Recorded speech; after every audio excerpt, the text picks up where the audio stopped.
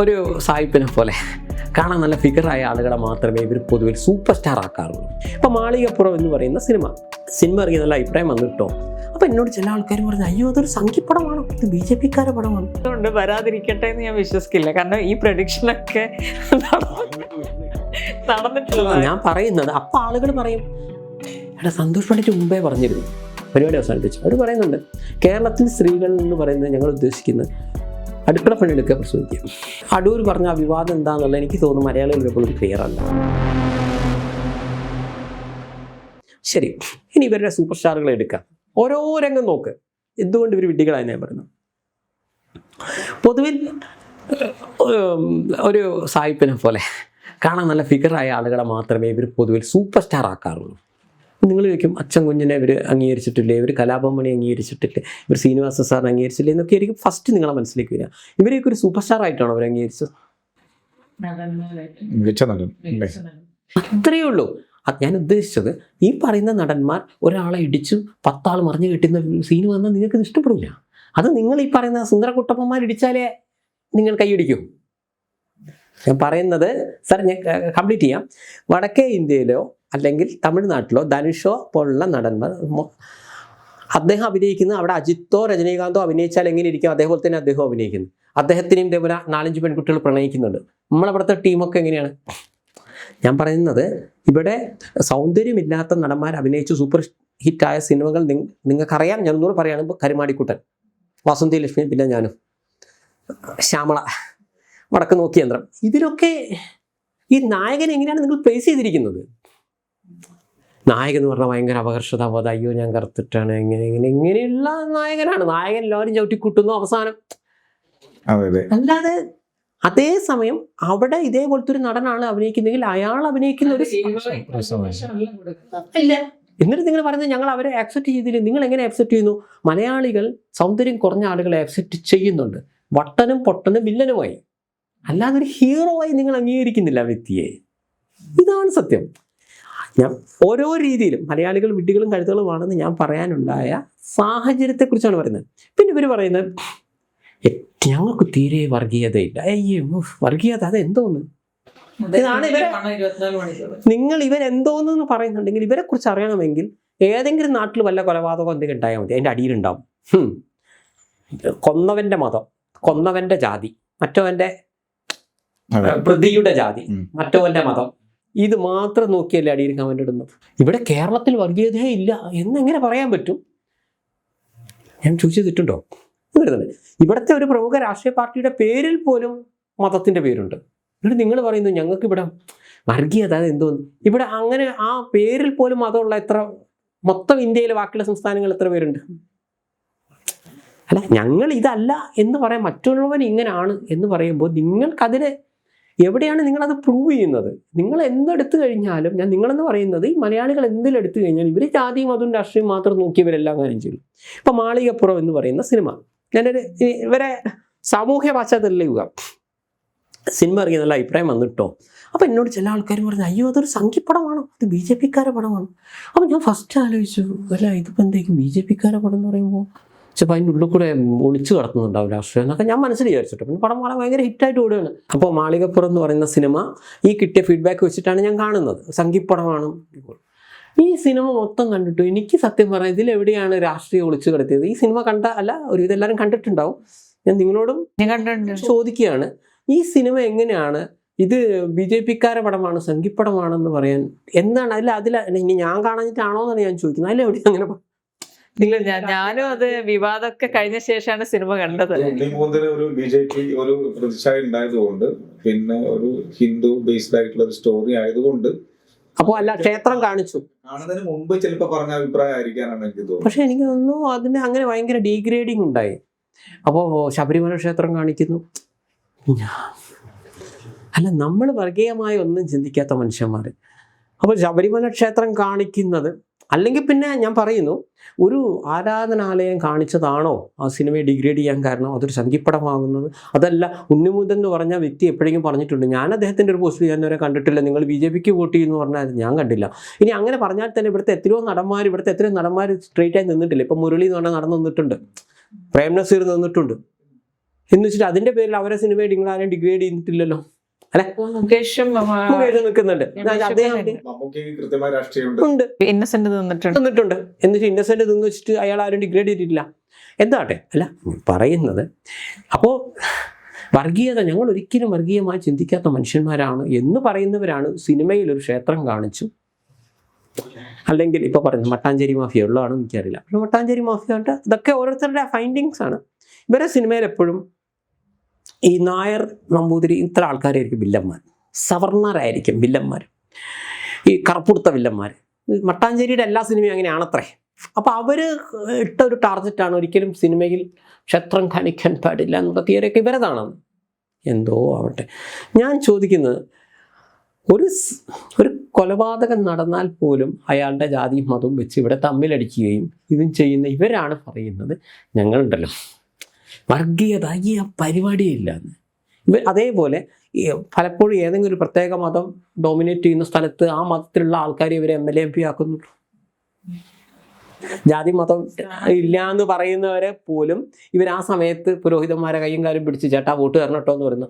അങ്ങനെ നമ്മൾ ഇതിലൊന്നും വിശ്വസിക്കാത്തവരാണെങ്കിൽ നമുക്ക് മനസ്സിലാവും ഇത് വേണം. മലയാള സിനിമയിൽ ഒരു മതത്തിൻ്റെയും ഒന്നും കാണിക്കരുത്, ക്ഷേത്രം കാണിക്കരുത് എന്നല്ല, അല്ല ആ നിയമല്ല. അങ്ങനെയാണെങ്കിൽ നമുക്ക് മനസ്സിലാക്കാം. ഇവർക്ക് ഇങ്ങനെ ആരാധന കാണുമ്പോഴത്തേന് ഭയങ്കര എന്താട്ടോ, ഇങ്ങനെ ആരാധനാലയം കാണുമ്പോഴേ ഇങ്ങനെ വിഷമിക്കുന്നവർ പിന്നെ എന്തിനാണ് അവനവൻ്റെ ഇലക്ഷൻ്റെ സമയത്ത് മറ്റവൻ്റെ വോട്ട് കിട്ടിയോ അവൻ്റെ വോട്ട് കിട്ടിയോ നോക്കുന്നത്? അല്ല, എൻ്റെ ഒരു സംശയമാണ്. ഇപ്പം നമ്മളെ എന്താണ് ഗണപതി ഭഗവാൻ മിത്താണെന്ന് പറഞ്ഞു ഷംസീർ. അപ്പോൾ ഞാനിതിൽ ശരിയും തെറ്റുമല്ല പറയുന്നത്. അദ്ദേഹം ഒരു സ്കൂളിലൊക്കെ പോയപ്പോൾ അല്ലേ കുട്ടികളോട് പറയുമായിരുന്നു നമുക്കെപ്പോഴും സയൻറ്റിഫിക് ട്രൂത്ത് ആണ് വേണ്ടത്. അദ്ദേഹം പറഞ്ഞത് കറക്റ്റാണ്. അതുകൊണ്ട് ഗണപതിന് അല്ല, ഗണപതി ഭഗവാൻ മിത്താണ്, അതാണ് മിത്തിനെ നിങ്ങൾ വിശ്വസിക്കരുതെന്നായിരിക്കാം അദ്ദേഹം ഉദ്ദേശിച്ചത്. എന്താ ഉദ്ദേശിച്ചത് എനിക്കറിയില്ല. പക്ഷെ ഞാൻ പറയുന്നത് ഗണപതി എന്നാണോ, അല്ല ഈ ഹൈന്ദവ ദൈവങ്ങൾ മാത്രമാണോ മിത്ത്? അപ്പോൾ ബാക്കിയുള്ളവരുടെ ദൈവങ്ങളൊക്കെ കറക്റ്റാണോ? ഞാൻ പറയുന്നത് എൻ്റെ സംശയമാണ്. ഈ പരിപാടി കാണുന്നവർ എനിക്ക് തിരുത്തി തരണം. അല്ല, ശബരിമലയിൽ 2 പെണ്ണുങ്ങൾ കയറിയ സ്ത്രീ സമത്വം, അല്ല അതോടെ ഇപ്പോൾ കേരള സംസ്ഥാനത്തെ സ്ത്രീകളെല്ലാം പ്രശ്നം തീർന്നോ? അല്ല തീർന്നാൽ അതൊക്കെയാണ്. അപ്പോൾ ഈ ഹൈന്ദവരുമായി ബന്ധപ്പെട്ടതിൽ മാത്രമേ ഇത് വരുന്നുണ്ടോ? ശരിക്കും എന്താണ് സയൻറ്റിഫിക് തോട്ട്? ഞാൻ പറയുന്നത് ഈ കുട്ടികൾ ഇപ്പോൾ ഞാൻ പറയുന്നത് അദ്ദേഹം ശരിക്കും പറയേണ്ടത് എങ്ങനെയാണ്, സയൻറ്റിഫിക് തോട്ട് ആവശ്യമാണ്. നിങ്ങളുടെ അമ്മ എന്നത് സയൻസാണ്, അമ്മ പ്രസവിച്ചതിന് തെളിവുണ്ടല്ലോ. അച്ഛൻ എന്നത് മിത്താണ്. ഗണപതി ഭഗവാൻ മിത്താണോ എന്നല്ല, നിങ്ങളുടെ അച്ഛൻ മിത്താണെന്നല്ലേ അയാൾ ശരിക്കും കുട്ടികളോട് പറയേണ്ടത്. കാരണം അമ്മ ഏതോ ഒരുത്തനെ കാണിക്കും. സയൻറ്റിഫിക് തോട്ട് അതാണ്. അപ്പോൾ ശരിക്കും മന്ത്രി എന്താണ് പറയേണ്ടത്? നിങ്ങളുടെ അച്ഛൻ ഈ അമ്മേൻ്റെ ഒറിജിനലാണെന്ന് നിർബന്ധമില്ല. കാരണം ഇപ്പോൾ ഒരേ സമയത്ത് എത്രയോ കുട്ടികൾ പ്രസവിക്കുന്നു. ആ നേഴ്സിനെ തെറ്റിപ്പോയി ഈ കുട്ടീനെ അങ്ങോട്ട് കൊണ്ടുപോയിട്ട് കഴിഞ്ഞാൽ എന്താ അമ്മ നിങ്ങൾ അമ്മയെന്ന് വിളിക്കുന്നത് ഇഷ്ടമല്ലേ? അപ്പോൾ നിങ്ങൾ അച്ഛനെയും അമ്മയെയും DNA ടെസ്റ്റ് നടത്തിയിട്ടേ വിളിക്കാൻ പാടുള്ളൂ. ഇനി പോട്ടെ, അമ്മേൻ്റെ കാര്യത്തിൽ എന്താട്ടെ, ഇനി അച്ഛൻ്റെ കാര്യം എടുത്തു കഴിഞ്ഞാലും നിങ്ങളുടെ അച്ഛൻ ഒറിജിനൽ ആവണമെന്ന് നിർബന്ധമില്ല മക്കളെ, നിങ്ങൾ DNA ടെസ്റ്റ് നടത്തൂ. ഇതാണ് സയൻറ്റിഫിക് തോട്ട്. സയൻറ്റിഫിക് ആണെങ്കിൽ എങ്ങനെ വിളിച്ചാൽ മതി. ഞാൻ പറയുന്നത് സ്വന്തം വീട്ടിൽ തന്നെ അച്ഛനോ ബാപ്പ ഡാഡി എന്ന ഒരു മിത്തിനെ കൊണ്ട് നടക്കുന്നവർ ഗണപതി ഭഗവാൻ മിത്താണോ എന്ന് അന്വേഷിച്ചിട്ട് രാത്രിയിൽ ഉറക്കം എന്തിനെ കളയണം? സ്വന്തം അച്ഛൻ മിത്തല്ലോ, അതിനുശേഷം പോലെ ഗണപതി ഭഗവാന്റെ കാര്യം എന്നാണ് എൻ്റെ ചോദ്യം. സ്ത്രീ സ്വാതന്ത്ര്യം എന്ന് പറയുമ്പോൾ ശബരിമലയിൽ 2 പെണ്ണുകൾ കയറുന്നതല്ല മാഡം. സ്ത്രീയായ മുഖ്യമന്ത്രി വരിക എന്ന് പറയുന്നതും സ്ത്രീ സ്വാതന്ത്ര്യത്തിൽ വരുന്ന തന്നെയാണ്, അതും സ്ത്രീ സമത്വത്തിൽ വരുന്നതാണ്.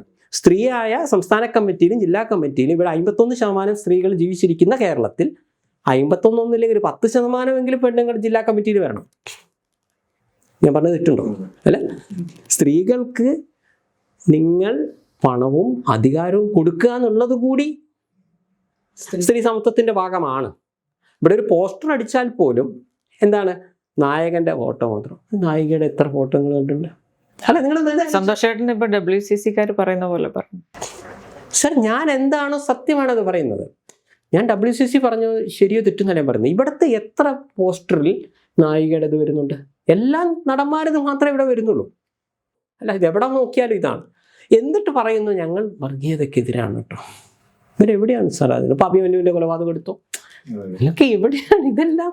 അപ്പോൾ മലയാളികൾ വിഡ്ഢികളും കരുതലാന്ന് ഞാൻ പറഞ്ഞതിൻ്റെ ഒരു കാരണം അതാണ്. കാരണം എവിടെയാണ് ഇവർ പൊളിറ്റിക്സ് എടുത്തു കഴിഞ്ഞാൽ യഥാർത്ഥത്തിൽ ഇവർ പക്ക വർഗീയതയിലാണ് ചെയ്യുന്നത്. അതേസമയം ഇവർ പുറത്ത് പറയുന്നത് ഞങ്ങൾ ഇങ്ങനെയാണെന്നും പറയുന്നു. ഈ മലയാള സിനിമാ ലോകം സന്തോഷ് പണ്ഡിറ്റ് എന്ന് പറയുന്ന ഒരു ചരിത്രകാരനെ അംഗീകരിച്ചു എന്ന് വിശ്വസിക്കുന്നുണ്ടോ? സാർ, ഞാൻ ചോദിക്കുന്നത് അത് വേറെ, അത് അവരോടല്ലേ ചോദിക്കേണ്ടത്, എന്നോട് എങ്ങനെയാ ചോദിക്കേണ്ടത്? അല്ല, അങ്ങനെ തോന്നുന്നുണ്ടോ? വേറെ ആൾ നിങ്ങളെ അംഗീകരിച്ചോ? ഇപ്പൊ ഞാൻ ചോദിക്കുന്നത്, ഇപ്പോൾ ഒരു എക്സ് എന്ന് പറഞ്ഞൊരു പെൺകുട്ടിയുണ്ട്, ഞാൻ ചോദിക്കുകയാണ് എക്സ് എന്ന് പറഞ്ഞ പെൺകുട്ടി നിങ്ങളെ പ്രണയിക്കുന്നു നിങ്ങൾക്ക് അത് ആ പെൺകുട്ടിയല്ലേ പറയുന്നത് എനിക്ക് ഇയാളോട് പ്രണയമാണ്.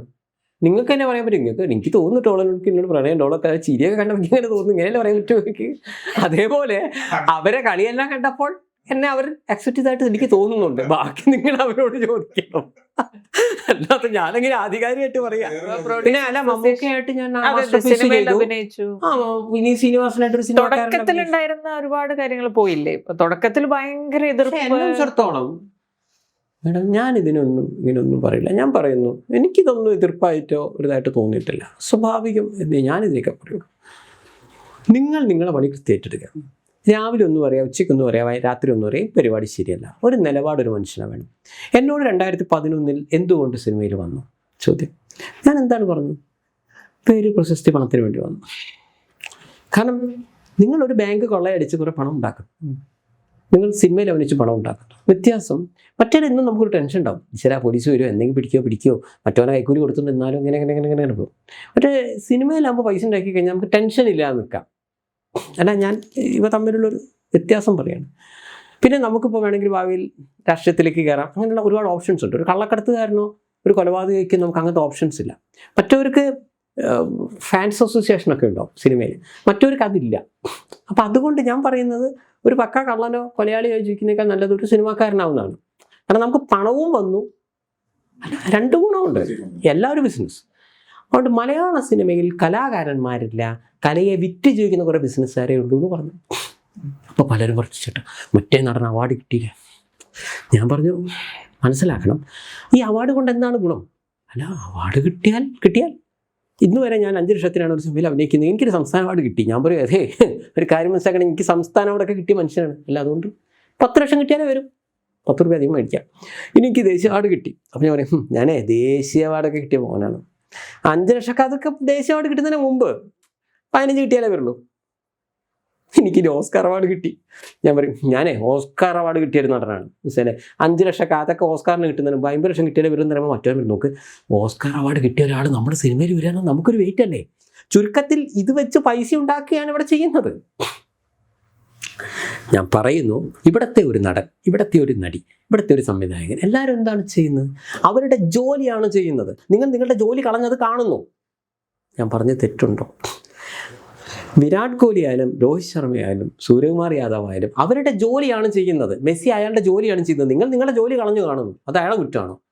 ക്രിക്കറ്റ് ആയാലും സിനിമയായാലും ഫുട്ബോളായാലും രാഷ്ട്രീയക്കാരായാലും അവരുടെ ജോലിയാണ് ചെയ്യുന്നത്. കാരണം അവർക്ക് MLA ആയ ഇത്ര പൈസ ഉണ്ടാക്കുക, MP ആയ ഇത്ര പൈസ ഉണ്ടാക്കുക, അത് അവരുടെ ജോലിയാണ്. നിങ്ങൾ ഇവർക്ക് വേണ്ടി അടി കൂടുന്നത് എന്ത് ആവശ്യത്തിന്? അപ്പം ഞാനിവിടെ പറഞ്ഞു വെക്കുന്നത് ഇത്രയേ ഉള്ളൂ, ഇവരെല്ലാം ബിസിനസ്സാണ് ചെയ്യുന്നത്.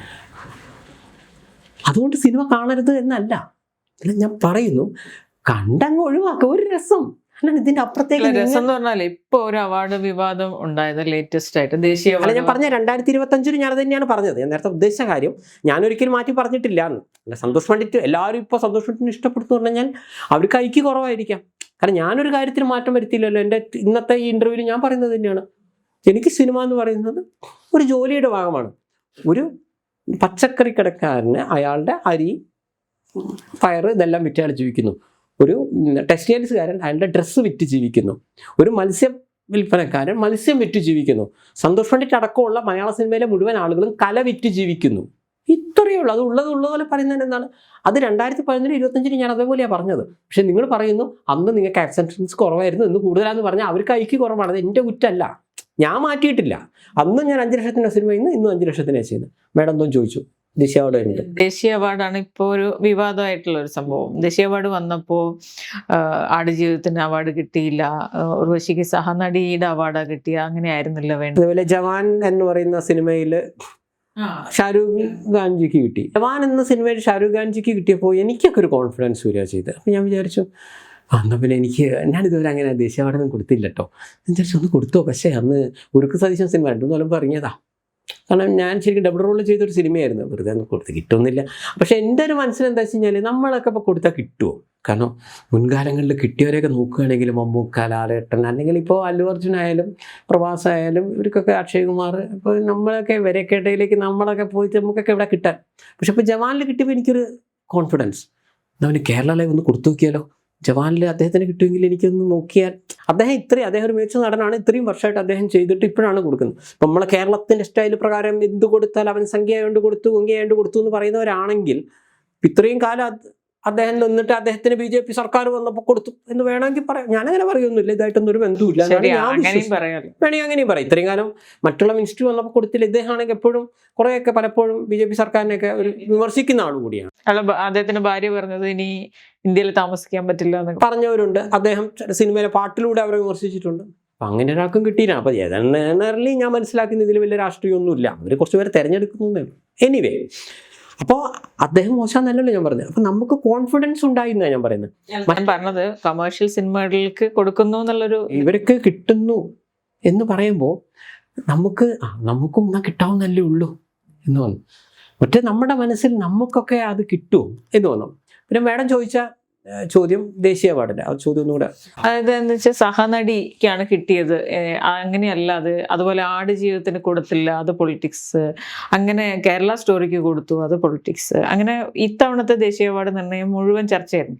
പക്ഷെ മുമ്പത്തെ നമ്മൾ അവാർഡ് നോക്കുകയാണെങ്കിൽ 1989 അവാർഡ് നോക്കുമ്പോൾ കിരീടം, അങ്ങനെ കുറേ സിനിമകൾ, വരവേൽപ്പ്, ദശരഥം, ആ സിനിമകളൊക്കെ മാറ്റി വെച്ചിട്ട് മോഹൻലാലിന് അവാർഡ് കിട്ടിയില്ല ആ വർഷം. അങ്ങനെ ഉണ്ടായിട്ടുണ്ട്. കാരണം ഇവിടുന്ന് പോയ ഒരാൾ അദ്ദേഹത്തിനെതിരെ പറയുകയും, മേഡം ഇതൊക്കെ എൻഡ് ഓഫ് ദ ഡേ അവിടെ ഇരിക്കുന്ന കുറച്ച് പേരാണ് ഇതിൽ. ശരിക്കും പറഞ്ഞാൽ ഇതിലൊന്നും വലിയ പൊളിറ്റിക്സ് നമുക്ക് പറയാനില്ല. പിന്നെ മേഡത്തിന് ചോദ്യത്തിലേക്ക് വരികയാണെങ്കിൽ, ആധികാരികമായിട്ട് പറയാൻ ഈ പറഞ്ഞ സിനിമകൾ ഞാൻ കണ്ടിട്ടില്ല, അതുകൊണ്ട് അവരഭിനയല്ലേ നല്ലതെന്ന് എനിക്ക് പറയാനില്ല. ഇനി കേരള സ്റ്റോറിയുടെ കാര്യം പറയുകയാണെങ്കിൽ, അതിൽ ശരിക്കും ആ സിനിമ നിങ്ങൾ കണ്ടിട്ടുണ്ടോ? ഞാൻ ആ സിനിമ കണ്ടിരുന്നു. ഞാൻ പറയുന്നത് അതിലെ അദാ ശർമ്മയുടെ ക്യാരക്ടർ അടിപൊളിയായിട്ട് ആ കുട്ടി ചെയ്തിരുന്നത്. ഞാൻ ശരിക്കും ആ സിനിമ കണ്ട സമയത്ത് ഞാൻ വിചാരിച്ചു ആ കുട്ടിക്ക് കിട്ടുമെന്നാണ് വിചാരിച്ചത്. ആ കുട്ടിക്ക് കിട്ടാത്തതിൽ എനിക്ക് വിഷമമുണ്ട്. നായിക ശരിക്കും ആ കുട്ടി ശരിക്കും അർഹിച്ചതാണ്. മറ്റേതിന് ബാക്കിയൊക്കെ എന്താ എനിക്ക്. അതേപോലെ ഭ്രമരം എന്ന് പറയുന്ന സിനിമയിൽ ലാലേട്ടൻ അർഹിച്ചിരുന്നു, എനിക്ക് തോന്നിയതാണ്. അത് കിട്ടിയിട്ടില്ല. അത് ഇതിനു മുമ്പും അങ്ങനെയൊക്കെ സംഭവിച്ചിട്ടുണ്ട്. കേന്ദ്രം BJP ഭരിക്കുന്നതുകൊണ്ട് നമ്മളെ കേരളത്തിലെ ചരിത്രങ്ങളെയും സിനിമകളെയും പിന്നെ നടന്മാരെയും ഒക്കെ മാറ്റി നിർത്തുന്നു, അവാർഡിന് വേണ്ടിയിട്ട് മാറ്റി നിർത്തുന്നു, അവഗണിക്കുന്നു. അങ്ങനെ ഒരു തവണ കുറച്ചു പേർക്കൊക്കെ അവാർഡ് കൊടുത്തപ്പോൾ അവര് ഭരിക്കുന്ന കേന്ദ്രമായതുകൊണ്ട് അല്ല, ഞാൻ പറയുന്നത് മുമ്പ് കൊടുത്ത സമയത്ത് നമ്മളെ ചില ടീം വാങ്ങാതെ വന്നിട്ടുണ്ടല്ലോ. പ്രസിഡന്റിന്റെ തന്നെ കിട്ടണം. സ്മൃതി ഇറാനി സീരിയൽ നടിയാണ്, അവരുടെ അടുത്തുനിന്ന് വാങ്ങില്ല. കൊടുത്താൽ അത് വാങ്ങാൻ അവിടെ പോയിട്ട് അതിന് മുൻകാലങ്ങളിൽ മറ്റു പ്രസിഡന്റ് അല്ലാത്ത ആളുകൾ കൊടുത്ത ചരിത്രമുണ്ട്. അതുപോട്ടെ, ഇതൊക്കെ ഞാൻ പറഞ്ഞു. ഇതെല്ലാം ഒരു പൊളിറ്റിക്സാണ്. ഒറ്റവാക്ക് പറഞ്ഞ ഇതെല്ലാം ബിസിനസ്സാണ്. പിന്നെ മേഡം ചോദിച്ചത് ആടുജീവിതത്തിൽ ഇദ്ദേഹത്തിൻ്റെ അഭിനയമാണ്. ഞാൻ പറയുന്നത് അത് എമ്പുരാൻ വിവാദവുമായിട്ട് ബന്ധമുണ്ടോ എന്നാണ് നിങ്ങൾ ഉദ്ദേശിച്ചത്. ഞാൻ പറയുന്നത് ഉണ്ടാവാം, ഉണ്ടാവില്ല എന്ന് പറയാൻ പറ്റുമെന്നില്ല. അപ്പോൾ ഇപ്പോൾ എമ്പുരാൻ സിനിമയെക്കുറിച്ച് പൊതുവിൽ പറഞ്ഞാൽ നമ്മൾ തീവ്രവാദികളെ വിളിപ്പിച്ചു, അല്ലെങ്കിൽ ഒരു വർഗീയ ലഹളയെ വൺ സൈഡായി കാണിച്ചു എന്നൊക്കെയാണ് പറയുന്നത്. എന്താട്ടെ ഇതിലൊക്കെ അതൊക്കെ എല്ലാം ഒരു സിനിമയായിട്ട് എടുത്താൽ മതി. അങ്ങനെയാണെങ്കിൽ ഇപ്പോൾ കേരള സ്റ്റോറി എന്ന് പറഞ്ഞ സിനിമയായിട്ട് എടുത്താൽ മതി. അപ്പോൾ കേരള സ്റ്റോറിയെക്കുറിച്ച് എന്താണ് പറയുന്നത്? അതിൽ 3000 പെൺകുട്ടികളെ ഇവിടുന്ന് ഇങ്ങനെ മതം മാറ്റിക്കൊണ്ടുപോയി, അവർ നിർബന്ധ മതം മാറ്റി, എന്നിട്ട് ഓരോ സീരിയൽ കൊണ്ടുപോയി ആട് മേടിച്ചു എന്നുള്ളതാണ് ആ സിനിമയിൽ പറയുന്ന കാര്യം. അപ്പോൾ 3000 അല്ലാതെ ഒരു IS എന്ന സംഘടനയെ മോശമാക്കുന്നു എന്നുള്ളതായിരുന്നു കേരള സ്റ്റോറിയെക്കുറിച്ച് പറഞ്ഞത്. പക്ഷേ ഇപ്പോഴും കഴിഞ്ഞ ദിവസം ഒരു പെൺകുട്ടി ഇപ്പോൾ ആത്മഹത്യ ചെയ്തു. അപ്പോൾ എല്ലാവരും അതിൻ്റെ അടിയിൽ കമൻറ്റ് പോലും, ഇത് കേരള സ്റ്റോറിയിൽ പറഞ്ഞ അതിൽ 4 പേരുടെ കഥ പറയുന്നുണ്ട്, അതിലൊരു പെൺകുട്ടിയുടെ കഥ എക്സാക്ട് ഇതുപോലെയാണെന്നൊക്കെ ഓരോരുത്തർ കണ്ടുപിടിക്കുന്നു. അറ്റ്ലീസ്റ്റ് ഒരു സിനിമയെ ആ സിനിമ കഴിഞ്ഞതിന് ശേഷവും നിങ്ങൾ എക്സാഗ്രേറ്റ് ചെയ്തു പറഞ്ഞു എന്നുള്ളത് മാറ്റി നിർത്തിയാൽ അതിൽ പറഞ്ഞ എന്തൊക്കെയോ കാര്യങ്ങൾ ഇപ്പോഴും കേരളത്തിൽ നടക്കുന്നുണ്ട്. ചിലപ്പോൾ 10 കൊല്ലത്തിന് ശേഷവും ചിലപ്പോൾ കേരള സ്റ്റോറി ഇവിടെ ഇത് ചെയ്യും. ഈ 10 കൊല്ലത്തിന് ശേഷവും ആടുജീവിതം ഇവിടെ ആരും ചർച്ച ചെയ്യണമെന്നില്ല. കാരണം അതൊരു പ്രത്യേക പ്രദേശത്ത് പ്രത്യേക രീതിയിൽ നടന്ന കാര്യമാവാം. അല്ല, ഞാൻ കമ്പയർ ചെയ്തതല്ല. അല്ലെങ്കിൽ 10 വർഷത്തിന് ശേഷം ഈ പറയുന്ന ഉള്ളൊഴുക്കോ ഈ പറയുന്ന വേറെ ഏതെങ്കിലും ഒരു സിനിമ ഇവിടെ ചർച്ച ചെയ്യപ്പെടണമെന്നില്ല, ഈ പറയുന്ന ജവാൻ ഇവിടെ ചർച്ച ചെയ്യപ്പെടണമെന്നില്ല. പക്ഷേ ഈ സിനിമ ചർച്ച ചെയ്യുന്നുണ്ടെങ്കിൽ ഏതെങ്കിലും രീതിയിൽ അത് ജനങ്ങളുടെ മനസ്സിൽ കൊള്ളുന്നതുകൊണ്ടാണ്. അപ്പോൾ അതിൽ അഭിനയിച്ച അദാ ശർമ്മയ്ക്ക് കിട്ടിയില്ല എന്നുകൊണ്ടാണ് ഞാൻ കാണുന്നത്. ഇനി ഇദ്ദേഹത്തിന് കിട്ടാതിരുന്നത് എമ്പുരാൻ വിവാദവുമായി ബന്ധമുണ്ടോ എന്ന് ചോദിക്കുമ്പോൾ പുറമേ നിന്നുകൊണ്ട് എനിക്ക് തോന്നുന്നു ചിലപ്പോൾ അങ്ങനെ ബന്ധം ഉണ്ടാവാം.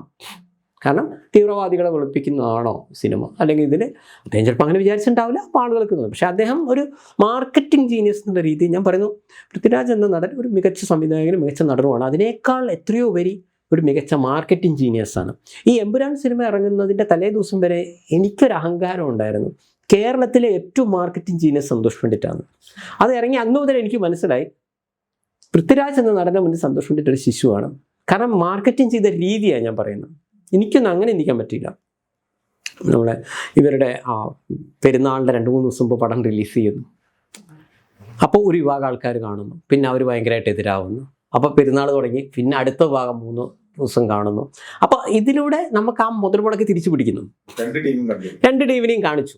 അതൊരു അപാര ബുദ്ധിയാണ്. കാരണം ഇന്നേ വരെ നമ്മളിവിടെ ഇപ്പം നിങ്ങൾ പറയുന്ന കേരള സ്റ്റോറി പോലും അവർ മാർക്കറ്റിംഗ് ചെയ്തില്ല എന്ന് പറഞ്ഞാൽ അവർ പോലും ഞങ്ങളെ സിനിമ ഇതാണ് എന്ന് അവർ ട്രെയിലറിൽ വരെ പറയുന്നുണ്ട്. കേരളത്തിലെ നടന്നുകൊണ്ടിരിക്കുന്ന ഒരു സംഭവമാണെന്നുള്ള ഇത് ഇൻഡയറക്റ്റ്ലി ഇത് വരുന്നുണ്ട്. അപ്പോൾ ഒരു വിഭാഗം ആളുകൾക്ക് അത് സിനിമ കാണണ്ട എന്ന് വരുന്ന ഒരു ആൾക്ക് തന്നെ എല്ലാ സംഭവത്ത് കണ്ടു നോക്കാം.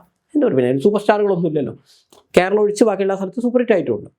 അപ്പം ഞാൻ പറഞ്ഞ അവരത് പറഞ്ഞിട്ടാണ് ചെയ്യുന്നത്. അതിപ്പോൾ TPയുടെ വധക്കേസിനെ കുറിച്ച് TP 51 എന്നൊക്കെ പറയുമ്പോൾ അവർ ആദ്യം പറയുന്നുണ്ട് TPയുടെ കൊലപാതകമാണ് ഞങ്ങളിപ്പോൾ പറയാൻ പോകുന്നത് എന്നൊക്കെ പറഞ്ഞിട്ടാണ് അത് ചെയ്യുന്നത്. അപ്പോൾ അതിൽ നമുക്ക് അധികം വിവാദം പറയാനില്ല.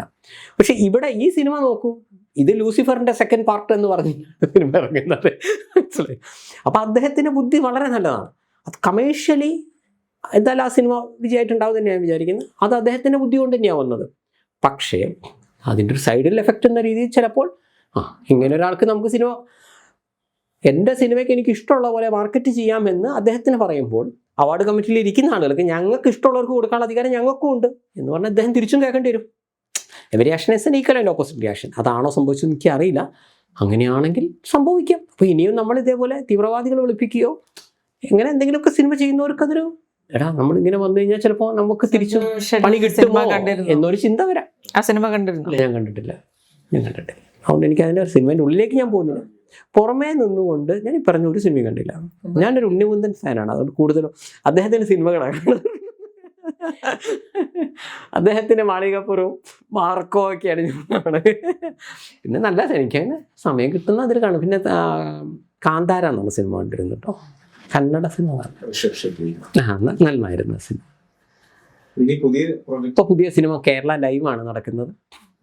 5 വർഷത്തിന് ശേഷം പ്രവാസികളൊക്കെ തിരിച്ചു വന്ന് പ്രവാസികളുടെ അവസ്ഥ എന്ത്, കേരളത്തിൻ്റെ അവസ്ഥ എന്ത്. നമ്മളിപ്പോൾ ഇവിടെ സംസാരിക്കുന്ന പോലെ തന്നെ ഡോക്യുമെൻറ്റ്സും എവിഡൻസും വെച്ചാണ് സിനിമ ഫസ്റ്റ് മുതൽ ലാസ്റ്റ് വരെ പോകുന്നത്. ഇതൊരു ഡോക്യുമെൻ്ററി ഒന്നുമല്ല. അങ്ങനെ കേൾക്കുന്ന ആളുകൾ വിചാരിക്കുന്നത് ഒരുമാതിരി ഡോക്യുമെൻ്ററിയാണ്. ഇതൊരു ലവ് സ്റ്റോറിയും ഒരു കുടുംബകഥയൊക്കെയാണ്. അതായത് 5 വർഷത്തിന് ശേഷം സിനിമ തുടങ്ങുന്നത് 5 വർഷത്തിന് ശേഷമാണ്. അപ്പോൾ ഇതിന് സ്ക്രിപ്റ്റ് എന്തുകൊണ്ട് എഴുതി വെച്ച് കഴിഞ്ഞാൽ എൻ്റെ മനസ്സിൽ ഈ കേരളത്തിലെ ദുരന്തം വിറ്റ് ഉള്ള എല്ലാ സിനിമയും ഹിറ്റാണ്. നിങ്ങളൊന്ന് ആലോചിച്ചൊക്കെ, പ്രളയം വന്നു, അത് നന്നായി സിനിമ എടുത്തു, നിർമ്മാതാവിന് 100 കോടി ഉണ്ടാക്കി. കൊറോണ വന്നു, അത് വെച്ചെടുത്ത് പടം എടുത്തു, 100 കോടി ഉണ്ടാക്കി. അല്ലെങ്കിൽ ഒരു സുകുമാരക്കുറുപ്പ് മരിച്ചു, അത് വെച്ച് പടം എടുത്തു, 100 കോടി ഉണ്ടാക്കി. എപ്പോഴും ഏത് ദുരന്തവും വിറ്റാൽ പൈസയാക്കാൻ പറ്റുന്ന ഒരു സ്ഥലമാണ് കേരളം. മലയാളികൾ വിഡ്ഢികളാണ്, കഴുതകളാണ് സന്തോഷ് പണ്ഡിറ്റ് ഓപ്പണിൽ പറയുന്നു. ബാക്കിയുള്ളവർ നിങ്ങളെ വിഡ്ഢികളാക്കുന്നു. ഞാൻ എന്ത് കാര്യം ഞാൻ ഉള്ള പോലെ പറയാം. അതുകൊണ്ട് ഞാനൊരു മോശക്കാരനും ബാക്കിയുള്ളവർ നിങ്ങളെ കഴുതയാക്കിയിട്ട് നിങ്ങൾ ബുദ്ധിയുള്ളവനാന്ന് പറയുമ്പോൾ നിങ്ങൾ കണ്ടോ അവനെ ഞങ്ങളെ ബുദ്ധിയുള്ളവനാന്ന് പണ്ഡിറ്റ് കണ്ടോ ഇങ്ങനെ പറഞ്ഞു. ഞാനുള്ള പോലെ പറയുന്നതാണ് എൻ്റെ പ്രശ്നം. അപ്പം ഇപ്പോഴും ഞാൻ വിചാരിക്കുന്നത് മലയാളികളെ വിഡ്ഢികളാക്കാൻ ഏറ്റവും നല്ലതാണ് ദുരന്തം വിൽക്കുക. അപ്പോൾ അത് കാണും, നമുക്ക് പൈസ എൻഡ് ഓഫ് ദ ഡേ എനിക്ക് പണം ഉണ്ടാക്കാന്നത് മാത്രമേ ലക്ഷ്യമുള്ളൂ. അപ്പോൾ ഞാൻ വിചാരിച്ചു ഈ 5 കൊല്ലത്തിന് ശേഷം പ്രവാസികളൊക്കെ തിരിച്ചു വരികയും കേരളം തെണ്ടി കുത്തോറെടുക്കുകയാണെങ്കിൽ ഇത് വെച്ച് ഒരുത്ത 100 കോടി ഉണ്ടാക്കും. അപ്പോൾ ഇപ്പോഴേ അവനിട്ട് പണിയാം. ഇപ്പം തന്നെ ഞാനൊരു സിനിമ എടുത്തു കഴിഞ്ഞാൽ ആ സ്കോപ്പ് അവിടെ നിന്നില്ലേ. മാത്രമല്ല ഇപ്പം ഈ പടം പൊട്ടിയാൽ പോലും ചിലപ്പോൾ ആളുകൾ വരുന്നൊരവസ്ഥ വന്നു കഴിഞ്ഞാൽ, അങ്ങനെ വരാതിരിക്കട്ടെ, വന്നു കഴിഞ്ഞാൽ എൻ്റെ ഈ സിനിമയ്ക്ക് സന്തോഷേട്ടൻ പറഞ്ഞുകൊണ്ട് വരാതിരിക്കട്ടെ എന്ന് ഞാൻ വിശ്വസിക്കില്ല. കാരണം ഈ പ്രഡിക്ഷനൊക്കെ നടന്നിട്ടുള്ളത്. ഇനി 5 കൊല്ലം കഴിഞ്ഞ് അവർ തിരിച്ചു വന്നാൽ സന്തോഷേട്ടൻ പറഞ്ഞു. ഞാൻ പറയുന്നത് അപ്പോൾ ആളുകൾ പറയും എടാ സന്തോഷ് പണ്ഡിറ്റ് മുമ്പേ പറഞ്ഞിരുന്നു. ഇപ്പോൾ ഒരു ആത്മഹത്യ വന്നപ്പോൾ ഉടനെ കേരള സ്റ്റോറിയിൽ പറഞ്ഞതുപോലെ എന്ന് പറഞ്ഞോളൂ. ഇനി ഇത് വരുമ്പോൾ ആൾക്കാർ എടാ കേരള എന്നാണ് സിനിമയിൽ സന്തോഷ് പണ്ഡിറ്റ് എന്നൊരാൾ പറഞ്ഞിട്ട് ഞാൻ മരിച്ചു പോയാൽ പോലും ആൾക്കാർ പറയും എടാ ഈ കഥ പണ്ടേ പറഞ്ഞിട്ടുണ്ട്, പ്രവാസികൾ തിരിച്ചു വന്നപ്പോൾ കേരളത്തിലുണ്ടാകും. അപ്പോൾ ഈ പ്രവാസികൾ തിരിച്ചു വരുമ്പോൾ സിനിമയിൽ എങ്ങനെ വരുന്നത് വെച്ച് കഴിഞ്ഞാൽ ഒരു പ്രവാസിയുടെ ജീവിതത്തിലൂടെയാണ് കഥ പോകുന്നത്. തുടക്കം ആളുകൾ ഒരു വന്നോട്ട് അതിനിപ്പോൾ എന്താ പ്രശ്നം, ചിലർ എൻജോയ് ചെയ്യുന്നുണ്ട്. ഈ സിനിമയിൽ കാണിക്കുകയാണ് അവനൊക്കെ നന്നായിട്ടുണ്ട്, മുട്ട പണി കിട്ടട്ടെ. പക്ഷെ പിന്നെ എന്താണ് ഇവിടെ സംഭവിക്കുന്നത്? ഇവിടെ കണ്ടർ ഷാപ്പിന് മുന്നിൽ ആളില്ല, ലോട്ടറി എടുക്കാൻ ആളില്ല. കാരണം എന്താ വെച്ചാൽ ഇവിടെ നിർമ്മാണ മേഖല ഒരു സ്ഥലത്ത് നിന്ന് സ്തംഭിക്കുന്നു. ഇങ്ങനെ ഓരോ മേഖലയും വരുമ്പോൾ പിന്നെ AI ക്യാമറയ്ക്ക് പോലും കേരളത്തിൽ രക്ഷിക്കാൻ പറ്റുന്നില്ല. കാരണം വണ്ടി പുറത്തിറങ്ങുന്നില്ല, കയ്യിൽ വല്ലതും ഉണ്ടെങ്കിലല്ലേ ഉള്ളൂ. അപ്പോൾ ഒരു മേഖല സ്തംഭിച്ചു കഴിഞ്ഞാൽ തന്നെ എല്ലാത്തിനെയും ബാധിച്ചു. ഒരു സ്ഥലത്ത് വരുമ്പോൾ കാരണം ഫണ്ട് ഇറങ്ങുന്നില്ലല്ലോ, എല്ലാവരും ഇവിടെ തന്നെ വന്നിട്ട്. മാത്രമല്ല ഈ വരുമാനം മുഴുവൻ ഈ ജോലി കിട്ടും വേണം. അപ്പോൾ ഈ നായകൻ്റെ അച്ഛൻ പറയുന്നുണ്ട്, മോനെ ഞാനാണ് ഹീറോ ആയിട്ട് വരുന്നത്, മോനെ നീ ഇവിടെ എന്തിനടിസ്ഥാനത്തില്ല വന്നത്, ഇവിടെ ഉള്ളവനെ പണിയില്ല, അവനെ നീയൊക്കെ എന്ത് പണിക്ക് പോകും? അച്ഛാ അവിടെ നിന്ന് ഞാൻ കഷ്ടപ്പെട്ടുണ്ടാക്കിയ പൈസയെല്ലാം ഞാൻ ഇവിടുത്തെ കോപ്പറേറ്റീവ് ബാങ്കിൽ FD ആയിട്ട് ഇട്ടിട്ടുണ്ട്, നാളെ തന്നെ അത് കൊണ്ടുപോയി പിൻവലിക്കുന്നു, നല്ല അടിപൊളി സ്ഥാപനം, മാർക്കറ്റിംഗ് സ്ഥാപനം തുടങ്ങുന്നു എന്ന് പറഞ്ഞ് അങ്ങനെ ഒരു കാര്യമായിട്ട് കോപ്പറേറ്റീവ് ബാങ്ക് പോകുമ്പോൾ അത് പൊട്ടിയിട്ടുണ്ടാവും. 30 ലക്ഷം പോയി കിട്ടി. ഇവനെ എവിടെ പൊളിറ്റിക്കൽ സിനിമയായിട്ട് ചെയ്തത്. അവിടെ ആളുകൾ മുഴുവൻ ബഹളം വെക്കുകയാണ്. ഇവനോട് പറയാണ്, നീ വരണോ, ഒരു നായകനാ, നായകൻ മന്ത്രി പറഞ്ഞിട്ടുണ്ട് തിരിച്ചു തരും. എടാ നമ്മൾ എന്തിനാ, എടാ നമുക്ക് കോടതിയിലൂടെ മൂവ് ചെയ്യാം. നാട്ടുകാർ മൊത്തം അവിടെ സമരം നടത്തുമ്പോൾ നായകൻ പിന്തിരിഞ്ഞ് നടക്കുകയാണ്. ഇവനൊന്നിനും താല്പര്യമില്ല. ജോലി, ഓരോ ജോലിക്കും ഒരു ജോലിയിൽ ഇവന് മര്യാദയ്ക്ക് ശമ്പളം കിട്ടില്ല. അവസാനം ഇവനൊരു 3-ാം കിട ഓൺലൈൻ ചാനലാണ് കേരള ലൈവ്. ഈ ഇതിൽ ചേരുകയാണ്. അവിടെ ഇവരങ്ങോട്ട് പിഴിഞ്ഞെടുക്കുകയാണ് ഒരു വശം. കാരണം മൂവി റിവ്യൂ ചെയ്യണം ഒക്കെ. അതിൻ്റെ ഓണർ എന്ന് പറഞ്ഞു കഴിഞ്ഞാൽ ഭൂലോക ഫ്രോഡാണ്.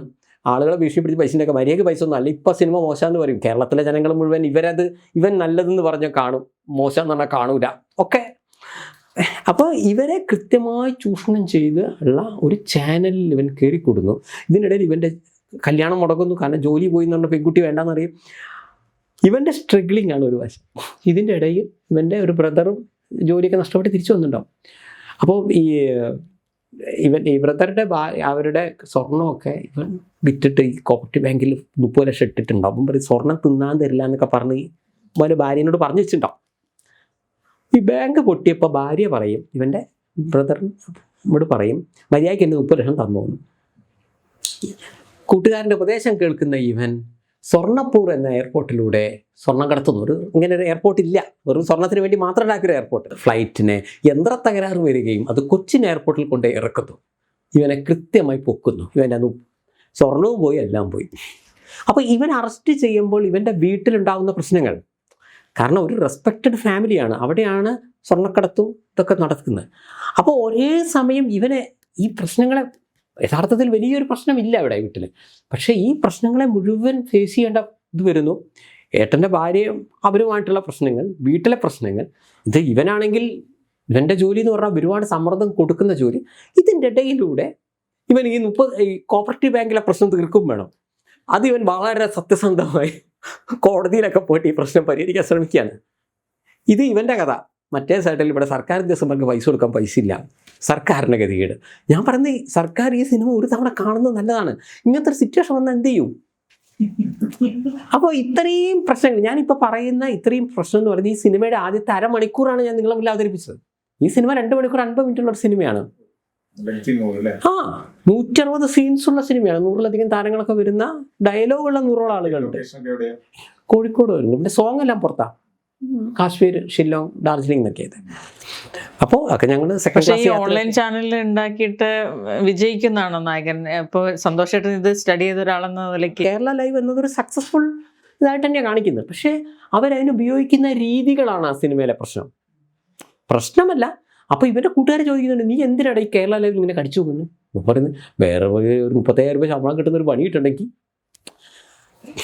അപ്പോൾ ഈവൻ അതിലെ ഒരു കള്ളക്കടത്തുകാരൻ പോലും അവയവ മാഫിയ അതൊക്കെ നടത്തുന്ന, അവയവ മാഫിയനൊക്കെ ഡെമോൺസ്ട്രേഷനാണ്. എങ്ങനെയാണ് ഇതവിടെ അവയവ മാഫിയ കേരളത്തിൽ നടക്കുന്നത്? മൊത്തം നിങ്ങൾ കുറേ കാലമായി നിങ്ങൾ പത്രത്തിൽ ഇതിലൊക്കെ വായിച്ച കുറേ ന്യൂസ് ഇങ്ങനെ റെഫറൻസിൽ പോകും. ഇതൊന്നും നേർക്ക് ഞാൻ ഒരു ജാതിയെ, ഒരു മതത്തെ, ഒരു രാഷ്ട്രീയത്തെ മോശമാക്കുന്നില്ല. ഞാൻ നേരത്തെ പറഞ്ഞു, ഇന്ന് എല്ലാവരും സ്നേഹിക്കുന്നുണ്ട്, ആരെയും നേർക്കിട്ട പണി ആർക്കും ഇല്ല. പക്ഷെ ഇങ്ങനെ കാണുമ്പോൾ നിങ്ങൾക്ക് എടാ ഇത് ഈ സിനിമ ഇങ്ങനെ കാണുന്നതിനിടയിൽ കൂടെ നിങ്ങളുടെ മനസ്സിലൂടെ എന്തൊക്കെയോ ഇങ്ങനെ പോകും. മാത്രമല്ല ഒരു സൊല്യൂഷനുണ്ട് ഈ സിനിമ. ഞാൻ ഇങ്ങനെ കുറേ പ്രശ്നങ്ങൾ പറഞ്ഞു വെക്കുകയല്ല. ശരിക്കും സർക്കാർ ഈ സിനിമ കാണുമെന്ന് ഞാൻ പറയുന്നത്, ആ സിനിമയുടെ ക്ലൈമാക്സിൽ കറക്റ്റ് ഈ എല്ലാ, അതായത് മദ്യവും ലോട്ടറിയും AI ക്യാമറയും ഇല്ലാതെ സർക്കാർ ഉദ്യോഗസ്ഥന്മാർ, ഇവിടെ ആകെ നടക്കുന്ന സർക്കാർ ഉദ്യോഗസ്ഥന്മാരെ ശമ്പളം കൊടുക്കലാണല്ലോ അല്ല പ്രധാനമായിട്ടും അല്ലേ. മൊത്തം കേരളത്തിൻ്റെ റവന്യൂ 90% സർക്കാർ ഉദ്യോഗസ്ഥന്മാർക്ക് ശമ്പളവും പെൻഷനും കൊടുക്കലും, 10% കേരളത്തിൻ്റെ വികസനമാണല്ലോ. അപ്പോൾ ഇതൊന്നുമില്ലാതെ, കള്ളും ലോട്ടറി ഒന്നും ഇല്ലാതെ ഇവിടെ സർക്കാർ ശമ്പളം കൊടുക്കാവുന്നതേ ഉള്ളൂ. അതെങ്ങനെ എന്നാണ് ഈ സിനിമ കാണിക്കുന്നത്. അതാണ് ഞാൻ പറയുന്നത്, സർക്കാർ ശരിക്കും ഈ സിനിമ ഒന്ന് കാണുന്നത് നല്ലതാണ്. ഇങ്ങനെയുണ്ടല്ലേ, ഇങ്ങനെ ഇതൊരു ഐഡിയ അല്ലേ, ഇങ്ങനെയൊക്കെ ചെയ്താൽ പോരെ എന്നുള്ള. അല്ലാണ്ട് ഞാൻ വെറുതെ ഒരാളെ, എന്നോട് കഴിഞ്ഞ ഒരു ഇൻ്റർവ്യൂ ഒരാൾ ചോദിച്ചു, നിങ്ങൾ LDF സർക്കാരിനെതിരാണ്. ഞാൻ ചോദിക്കുക അതെന്തായിട്ട്, ഇതെന്താ ദുബായി പോയി തിരിച്ചു വരുന്ന മൊത്തം LDF ആണ്. അപ്പോൾ സിനിമ ഒരു വിജയമാവുന്ന കരുതുന്നു. എന്തായാലും പുതുമയുള്ള പ്രമേയമാണ്. നിങ്ങൾ ഇന്നേ വരെ മലയാളത്തിൽ എനിക്ക് തോന്നുന്നു ഇലക്ഷൻ വരാൻ പോകുന്ന അപ്പം ഇലക്ഷനൊക്കെ വരാൻ പോവല്ലേ. Yes, yes. പൊതുവെ ഈ പാർട്ടികളൊക്കെ വന്നിട്ട് സിനിമ കാണുകയാണെങ്കിൽ അവർക്ക് ഈ ഐഡിയ കിട്ടും എങ്ങനെയാണ് നമുക്ക് ഈ മദ്യം തീർച്ചയായിട്ടും അതുണ്ട്. അതല്ല അതേപോലെ തന്നെ സ്ത്രീയായിട്ടുള്ള മുഖ്യമന്ത്രി ഇതെല്ലാം അതിൽ വരുന്നുണ്ട്. എനിക്കറിയാം കേരളത്തിൽ അത്ര ആംബിയറുള്ള പെണ്ണുങ്ങളൊന്നും ഇല്ലാന്ന്. പക്ഷെ എന്നാലും ഞാൻ അതിലൊരു 4 പെണ്ണുങ്ങൾ കേരളത്തിൽ സ്ത്രീയായ മുഖ്യമന്ത്രി വേണം, ബഹളം വയ്ക്കണം, ഭയങ്കര പ്രശ്നം. അവസാനം ഇവരുദ്ദേശിച്ചാൽ ഒരുത്തിയെ വെട്ടിക്കൊന്നു, ഒരുത്തിയെ കുത്തിക്കൊന്നു, ഒരുത്തിനെ വെട്ടിവെച്ച് കൊന്നു, ഒരുത്തിയെ വിഷം കൊടുത്തു കൊന്നു, പരിപാടി അവസാനിപ്പിച്ചു. അവർ പറയുന്നുണ്ട് കേരളത്തിൽ സ്ത്രീകൾ എന്ന് പറയുന്നത് ഞങ്ങൾ ഉദ്ദേശിക്കുന്നത് അടുക്കള പണിയെടുക്കുക, പ്രസവിക്കുക. ഇതല്ലാതെ അധികാരവും പണവും ഞങ്ങൾ ഒരിക്കലും തരില്ല. എവിടെ മത്സരിക്കാൻ സമ്മതിക്കുന്നില്ലല്ലോ. ഇപ്പൊ സാന്ദ്ര തോമസിനെ മത്സരിക്കാൻ സമ്മതിക്കുന്നില്ല. അവസാനം അവര് കോടതിയിൽ പോയി. ശ്വേതാ മേനോൻ മത്സരിക്കാൻ പോയപ്പോ അവര് ഡാസ്ലിയിലെ സിനിമ എന്തൊക്കെയോ പറഞ്ഞ് കേസ് കൊടുക്കും. മത്സരിക്കാൻ വരെ പേടിയാണ് ഇവിടെ. അല്ല അതിപ്പോ എന്താണ് അതിന്റെ യഥാർത്ഥ കാരണം നമുക്കറിയില്ല. എന്നാലും ഞാൻ പറയുന്നത് സ്ത്രീകൾക്ക് അധികാരവും പണവും കൊടുക്കാറില്ല. ബാക്കിയുള്ളതെല്ലാം വേണമെങ്കിൽ സ്ത്രീകളൊക്കെ മുട്ടയടിച്ച് നടന്നു, ആണുങ്ങളെപ്പോലെ സ്ത്രീകളൊക്കെ ആണുങ്ങളെപ്പോലെ ഷർട്ട് ഇട്ട് നടന്നു, ഇന്ന് ആണുങ്ങളെ ലെവലിലേക്ക് ഉയരും. ഒരു സ്കൂളിൽ പെൺകുട്ടികളൊക്കെ ഷർട്ടും പാൻറ്റും ഇട്ടോ ആണുങ്ങൾ ലെവലിലേക്ക് ഉയരും. അപ്പം എന്താ നാട്ടിൽ ഇത്രയും കാലം പെണ്ണുങ്ങൾ വളരെ താഴ്ന്നിട്ടാണോ നിൽക്കുന്നത്? അല്ല, ആണുങ്ങളെ നിലവാരത്തിലേക്ക് ഉയരും. അപ്പം ഞാൻ അന്ന് നിരീക്ഷണം എഴുതിയിരുന്നു, ആ സ്കൂളിലെ ടീച്ചർമാർ ഷർട്ടും പാൻറ്റും ഇടുന്നുണ്ടോ? അയ്യേ വൃത്തികേട്, ഞങ്ങൾ ഇടൂലാന്ന്. അപ്പം എന്താ സ്ത്രീകൾക്ക് ആണുങ്ങളെ, അവിടുത്തെ ടീച്ചർമാർക്ക് ആണുങ്ങളെ നിലവാരത്തിലേക്ക് ഉയരണ്ടേ? അപ്പം ഞങ്ങൾ സ്ത്രീ സമത്വമാണ് ഉദ്ദേശിക്കുന്നത്. സ്ത്രീ സമത്വമാണ് ഉദ്ദേശിക്കുന്നെങ്കിൽ ആ സ്കൂളിൽ പഠിക്കുന്ന കുട്ടികളെല്ലാം ആൺകുട്ടികളെല്ലാം ചുരിദാർ ഇടണം എന്ന് പറഞ്ഞാൽ പോരെ? സർ, രണ്ടുപേരും അങ്ങനെയും ചെയ്യാലോ. അപ്പം ആൺകുട്ടികൾ അയ്യേ ഞങ്ങൾക്ക് അത്രയും തറയാൻ പറ്റില്ല, അപ്പോൾ പെണ്ണുങ്ങൾ തറയാവണമെന്നാണോ ഉദ്ദേശിക്കുന്നത്? സർ, ഞാൻ ഇവിടെ എല്ലാം പറഞ്ഞു വെക്കുന്ന ഓരോ കാര്യമുള്ളൂ. നിങ്ങൾ ഒരു കാര്യം പറയുകയാണെങ്കിൽ ഒരു നിലപാടെന്ന് പറഞ്ഞ സാധനം അത് കൺസിസ്റ്റൻ്റ് ആയിരിക്കണം. അല്ലാതെ ഞാൻ പറഞ്ഞപ്പോൾ നേരത്തെ പറഞ്ഞ ഹൈന്ദവർക്കെതിരെ പലതും നടക്കുമ്പോഴും ഞാനിങ്ങനെ ആലോചിക്കുന്നത്, ഹൈന്ദവർക്കെതിരെ കാര്യങ്ങളുണ്ടാവാം, പക്ഷെ അത് മാത്രമാണോ? എങ്കിൽ മറ്റുള്ള കാര്യം എന്താ നിങ്ങൾ പറയാത്തത്? ഇപ്പോൾ റഷ്യ ഉക്രൈൻ യുദ്ധം, റഷ്യ ഉക്രൈൻ ഒരു കുഞ്ഞു യുദ്ധം, എത്രയോ കുട്ടികൾ അതിൽ മരിച്ചിട്ടുണ്ട്, എത്രയോ ആയിരക്കണക്കിന് ആൾ മരിച്ചിട്ടുണ്ട്. അതൊന്നും കേരളത്തിൽ വാർത്തയല്ല സർ. അതേസമയം പാലസ്തീനും ഇസ്രായേലും തമ്മിലുള്ള യുദ്ധമാണെങ്കിൽ അത് ചെയ്യണം, മെഴുകുതിരി കത്തിക്കുന്നു, all eyes on Palestine, all eyes on Rafah. ഈ ഓൾ ഐസ് ഓൺ റാഫയും ഓൾ ഐസ് ഓൺ പാലസ്തീൻ പറയുമ്പോൾ മലയാളത്തിൽ ഇവിടെ സിനിമാക്കാർ വരെ കൊടുത്തു. ഇന്നേ വരെ മലയാളം ഇങ്ങനെ കേരളം എന്നുള്ള സംസ്ഥാനമുള്ള പോലും അവിടെ ഉള്ളവർക്ക് അറിയില്ല. ഒരു മലയാള സിനിമ അവിടെ ഇറങ്ങിയിട്ടില്ല, അവിടെ തിയേറ്റർ പോലും ഇല്ലാത്ത സ്ഥലം. നമ്മളെ ഓപ്പറേഷൻ സിന്ദൂറിൻ്റെ തൊട്ടുമുമ്പായിട്ട് ഇവിടെ അത്രയും വരെ കൊലപാതകം നടന്നു.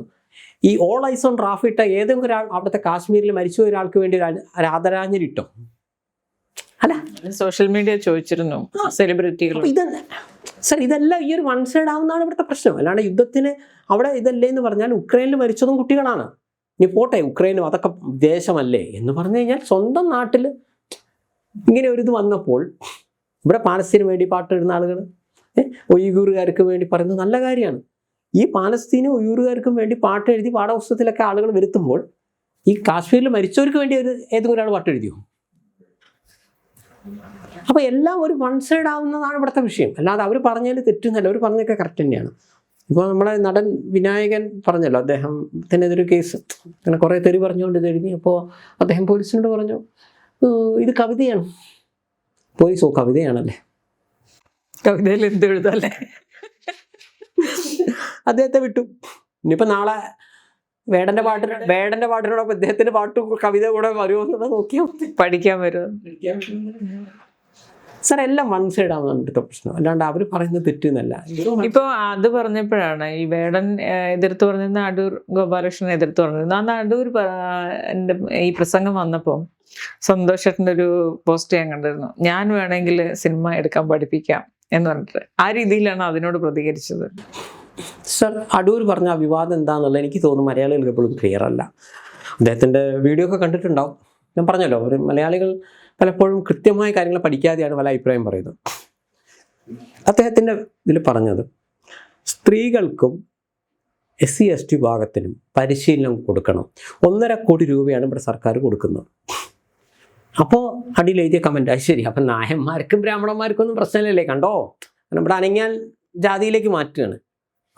ഞാൻ അദ്ദേഹത്തെ ന്യായീകരിക്കുകയല്ല. അദ്ദേഹം സ്ത്രീകൾക്കും SC/ST വിഭാഗത്തിനും കൊടുക്കണമെന്ന് പറഞ്ഞു. കാരണം ഈ 2 വിഭാഗത്തിനുമാണ് സർക്കാർ പൈസ കൊടുക്കുന്നത്. സർക്കാർ നായന്മാർക്കോ ബ്രാഹ്മണന്മാർക്കോ പൈസ കൊടുക്കുന്നില്ല. പക്ഷേ കേരളത്തെക്കുറിച്ച് അദ്ദേഹത്തിൻ്റെ ധാരണയുണ്ട്. ഇത്തരം കാര്യങ്ങൾ അദ്ദേഹത്തിന് ധാരണ ഇല്ല എന്നേ ഞാൻ പറയുള്ളൂ. ആ ധാരണയുള്ള വ്യക്തിയായിരുന്നു അദ്ദേഹത്തിന്. എന്നിട്ട് ഞാനാണെങ്കിൽ എന്ത് പറയും, മലയാളികളെ കുറിച്ച് എനിക്കൊരു ധാരണ ഉള്ളതുകൊണ്ട് ഞാൻ എന്ത് പറയും, ഇതേ കാര്യം സന്തോഷം കൊണ്ടിട്ടാണെങ്കിൽ സ്ത്രീകൾക്കും SC/ST എന്നല്ല, പൊതുവാത്തിൽ വരുന്ന ആളുകൾക്കായാലും നിങ്ങൾ ഒരാഴ്ചയുടെയെങ്കിലും ഒരു ഇത് കൊടുക്കണം കേട്ടോ എന്ന് പറയും. ആ ഒരു വാക്ക് അവിടെ ആഡ് ചെയ്യും. ഇദ്ദേഹം ഇത് പറഞ്ഞപ്പോൾ ഇത് മാത്രം വെച്ച് ചാടിക്കയറി ഇതിന് അഭിപ്രായം പറയാണ്. അദ്ദേഹം പറഞ്ഞാൽ എന്താണ് തെറ്റ്? സർ, 1.5 കോടി രൂപയാണ് നിങ്ങൾ കൊടുക്കുന്നത്, നിങ്ങൾ സ്ത്രീയാണ്, SC/ST അവർ ഇതാക്കാനാണ് ചെയ്യുന്നത്. ശരി, നിങ്ങൾ വിവരാവകാശ പ്രകാരം ചിലർ എടുത്തു, ഈ 1.5 കോടിക്ക് കൊടുക്കുന്നത് നല്ല കാര്യം, എന്നിട്ട് എന്തെങ്കിലും ഒന്നും ഇങ്ങോട്ട് റിട്ടേൺ കിട്ടണമല്ലോ. 44,000 രൂപ 76,000 രൂപയൊക്കെയാണ് പലതിൻ്റെയും കളക്ഷൻ. ഈ 44,000 രൂപയാണ് കളക്ഷനെങ്കിൽ ഇതാണ് എൻ്റെ നിരീക്ഷണം. ഞാൻ ചോദിക്കുന്നു, അത് 25 ലക്ഷം രൂപയ്ക്ക് ഞാൻ ചെയ്തു കൊടുക്കാം. എന്തായാലും ഇവർക്ക് പഠിപ്പിക്കാൻ വേണ്ടിയാണല്ലോ, തമാശയ്ക്ക് അവർ പഠിച്ചോട്ട് വെച്ചിട്ടാണ്. ഇവരാരും രണ്ടാമത്തെ സിനിമ എടുക്കുന്നില്ല. എന്നാൽ പിന്നെ സാർ, ഈ 1.5 കോടി കൊടുത്ത് ഇവരെ സിനിമ പഠിപ്പിച്ചിട്ട് 44,000 രൂപ 75,000 രൂപ റിട്ടേൺ കിട്ടുന്നതൊക്കെ നല്ലതല്ലേ? 25 ലക്ഷത്തിന് എടുക്കുന്നു. 44,000 എന്നാണ് ആ പടവുമായിട്ട് സഹകരിച്ച ഒരു സിനിമ ഉണ്ടോ, അത് 25 എടുത്താലും അതിന് ലഭ്യമുള്ളൂ. അത് എങ്ങനെ എടുക്കാന്നുള്ളൂ ഞാൻ കാണിച്ചു കൊടുത്തു. ഇപ്പോൾ 1.5 കോടിക്കാണ് അദ്ദേഹം അതിനെ പറഞ്ഞതിൻ്റെ ഇടയിൽ കുറേ തട്ടിപ്പ് തരികിട വരുന്നുണ്ടോ, അത് അന്വേഷിക്കണം. 1.5 കോടിയുടെ ആവശ്യമുണ്ടോ? 1.5 മണിക്കൂറിൻ്റെ കുറച്ച് പുതിയ ആൾക്കാരെ വെച്ച് ചെയ്യുന്ന സിനിമയ്ക്ക് 1.5 കോടിയുടെ ആവശ്യമുണ്ടോ, തട്ടിപ്പുണ്ടോ, അന്വേഷിക്കണം എന്നാണ് ആ മനുഷ്യൻ പറഞ്ഞത്. ഇത് ആളുകൾക്ക് മനസ്സിലായിട്ടുണ്ട്, പലരും അതും ഡൈവേർട്ട് ചെയ്തു. ദാറ്റ് ഈസ് ഇവിടെ തട്ടിപ്പിനെ കുറിച്ചോ അഴിമതിയെക്കുറിച്ചല്ല. SC/ST എന്ന വാക്ക് ഉപയോഗിച്ചു, സ്ത്രീ എന്ന വാക്ക് ഉപയോഗിച്ചു. സ്ത്രീകൾ അത്ര മോശമല്ല, സ്ത്രീകളെല്ലാം തേജോരാന്നാണ് അതിൻ്റെ അടിയിൽ എഴുതിയത്. ഓക്കെ സർ, 1.5 മണിക്കൂറിൻ്റെ സിനിമ വേണ്ട 2 മണിക്കൂർ വിചാരിച്ചോ? ഞാൻ അതിൻ്റെ ഡെമോൺസ്ട്രേഷൻ പണി ചെയ്ത ആളായതുകൊണ്ട് ഞാൻ പറയാം കേട്ടോ, ഇതിൽ എനിക്ക് വിവരം ഉണ്ടോയെന്ന് ഞാൻ പറയാം.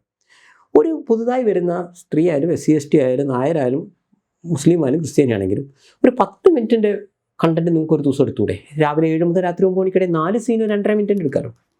അങ്ങനെ നോക്കുകയാണെങ്കിൽ 120 മിനിറ്റാണ് വരിക, 12 ദിവസത്തെ ഷൂട്ട്. അപ്പോൾ അവിടെ വരുന്ന ആളുകളോട് നമുക്ക് എന്ത് പറയാം, 12 ദിവസം കൊണ്ട് നമുക്ക് ഷൂട്ട് തീരണം കേട്ടോ. അല്ലാതെ നായകൻ ഇവിടുന്ന് പോയി അമേരിക്കയിലെത്തി, അമേരിക്കയിൽ നിന്ന് അറബി നാട്ടിൽ പോയി എന്നൊന്നും പറഞ്ഞ് ഇങ്ങനത്തെ കഥയും കൊണ്ട് വരരുത്. അല്ല, ഇവരുടെ കഥയിൽ അങ്ങനെ ഇല്ല. ഞാൻ പറയാം, 12 ദിവസം കൊണ്ട് ഷൂട്ട് തീരണം എന്ന് പറയാലോ, അത് പറഞ്ഞ് തെറ്റില്ല.